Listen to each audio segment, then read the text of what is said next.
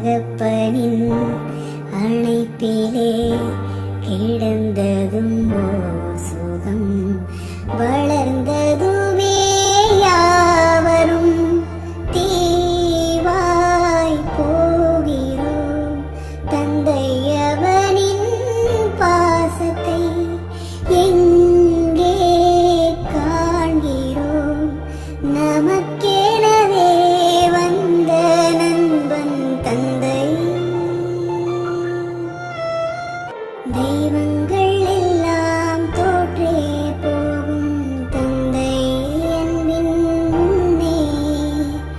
தாலாட்டு பாடும் தாயின் அன்பும் தந்தை அன்பின் பின்னே. தகப்பனின் கண்